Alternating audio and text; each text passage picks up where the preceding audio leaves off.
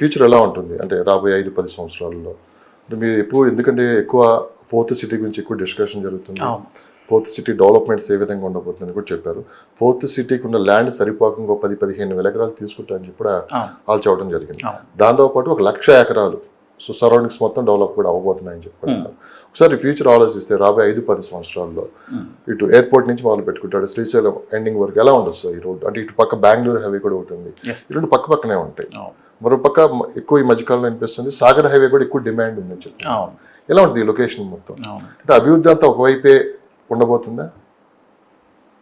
అప్పుడు సౌత్ పార్ట్ని డెవలప్ చేయడానికి కారణం అదే కదా, అభివృద్ధి అంతా వెస్ట్లో కాన్సన్ట్రేట్ అయిపోయింది. ఇక హై రైజ్ టవర్స్ చూస్తే ఇక్కడే, ఐటీ చూస్తే ఇక్కడే, రెసిడెన్షియల్ హబ్స్ చూస్తే ఇక్కడే, సౌత్ ఈస్ట్ నార్త్ నెగ్లెక్ట్ చేయబడ్డాయని చెప్పొచ్చు. సో దాన్ని కాంపన్సేట్ చేయడానికే ఇప్పుడు సౌత్లో కాన్సన్ట్రేట్ చేసింది బిఫోర్ గవర్నమెంట్ కానీ ఈ గవర్నమెంట్ కానీ. సో ఇప్పుడు సౌత్లో ఏం జరుగుతుందో చూద్దాం. ఆల్రెడీ ఎయిర్పోర్ట్ ఉంది, ప్లస్ ఫ్యూచర్ సిటీ రాబోతుంది.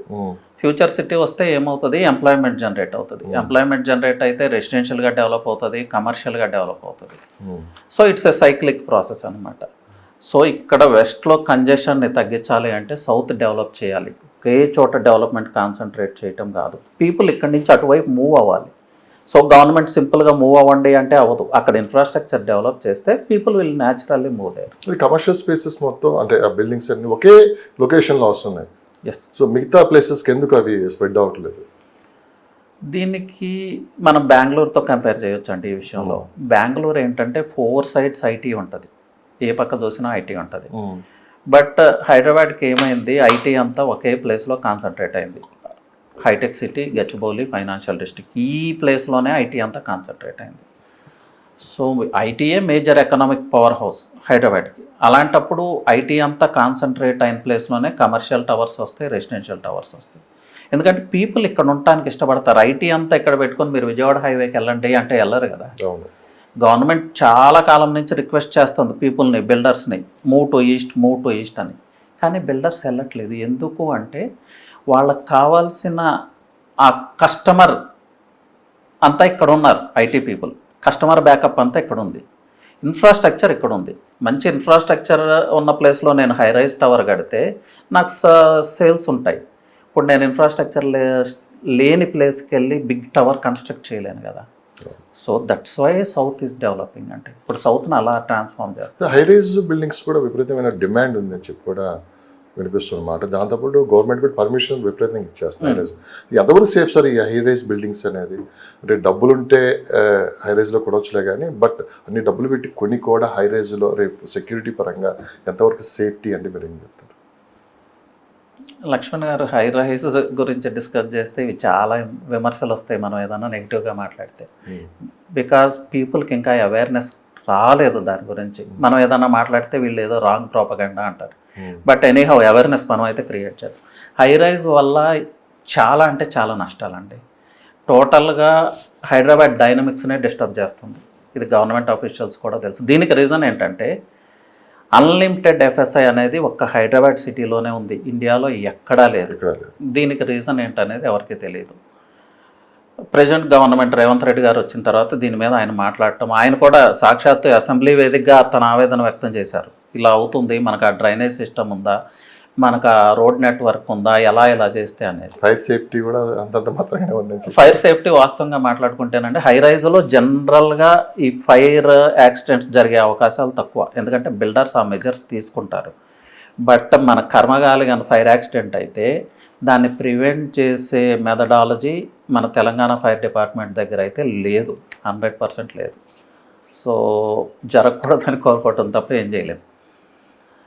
జరగాలని కాదు అంటే ఇట్స్ మెయిన్ ఎవరు కోరుకోరాలా, బట్ ఎంతవరకు అనేది అంత క్యాపబిలిటీస్ అయితే మన ఫైర్ డిపార్ట్మెంట్ దగ్గర 40th ఫ్లోర్లో ఫైర్ యాక్సిడెంట్ కోట్లు పెట్టి మనం అక్కడ పోసి కొంటున్నాము అంటే ఫస్ట్ బాగానే ఉంటుంది, రాను రియల్ ఎస్టేట్ ఇన్వెస్ట్మెంట్స్ ఎలా ఉంటాయి అంటే లక్ష్మణ్ గారు కొంచెం ఎమోషనల్గా ఉంటాయి. మీరు పర్చేజ్ చేశారనుకోండి, నా ఫ్రెండ్ కాబట్టి లక్ష్మణ్ పర్చేజ్ చేశాడు, నేను పర్చేజ్ చేయొచ్చు అనే ఒక కాన్ఫిడెన్స్ నాకు. నన్ను చూసి నా ఫ్రెండ్, మా బంధువులు ఇలా ఈవెన్ లాస్ట్ 20 years నుంచి కూడా పీపుల్ ఎప్పుడు ఒకవైపే మూవ్ అవుతారు. ముంబై హైవే అంటే అందరూ ముంబై హైవేనే, శ్రీశైలం హైవే అంటే అందరూ శ్రీశైలం హైవేనే, బెంగళూరు హైవే అంటే అందరూ బెంగళూరు హైవేనే. సో ఈ gated communities, high rise towers అనేది మనకు కొత్త కల్చర్. లాస్ట్ 10 years బ్యాక్ కూడా లేదు కదా. సో అందరూ అటువైపు మూవ్ అవటం స్టార్ట్ చేశారు. దాని ప్రోస్ ఏంటి, కాన్స్ ఏంటి అనేది ఎవరు ఆలోచించాల, ఎమోషనల్గా మూవ్ అయ్యారు. లైఫ్ స్టైల్ అప్గ్రేడ్ అనుకున్నారు ఇంకా చెప్పాలంటే. బట్ ఆ ప్రాబ్లమ్స్ ఏంటనేది ఇప్పుడు అర్థమవుతా ఉంది. కానీ పబ్లిక్లో కూడా కాస్త మార్పు వచ్చినట్లు కూడా కనిపిస్తుంది.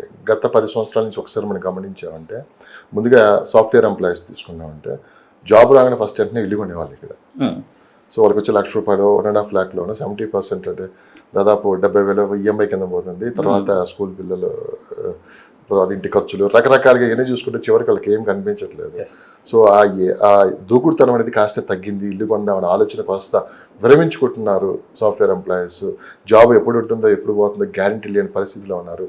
అది కూడా కాస్త రియల్ ఎస్టేట్ రంగంపై ఇంపాక్ట్ పడిందని చెప్పి కూడా వినిపిస్తుంది మాట. మీరేమంటారు?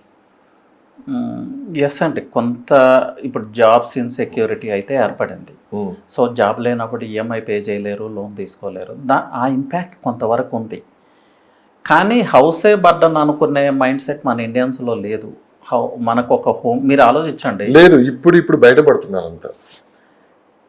మేబీ అంటే ఈఎంఐస్ పే చేయలేక ఎక్స్ప్రెస్ చేయొచ్చు. బట్ జనరలైజ్డ్గా తీసుకుంటే ఇండియన్ మెంటాలిటీస్ ఎలా ఉంటుందో ఒకసారి చూద్దాం. ఇప్పుడు మనమే ఉన్నాం లక్ష్మణ్ గారు, మనం ఆలోచిద్దాం. నాకు ఒక ఫ్యామిలీ ఉంది, పిల్లలు ఉన్నారు, భార్య ఉంది అన్నప్పుడు వీటితో పాటు నాకు ఒక ఇల్లు కూడా ఉంది అనాలి. భార్య ఉంది, పిల్లలు ఉన్నారు, ఇల్లు లేదు అంటే సొసైటీ మిమ్మల్ని ఎలా చూస్తుందో ఒకసారి ఆలోచించండి.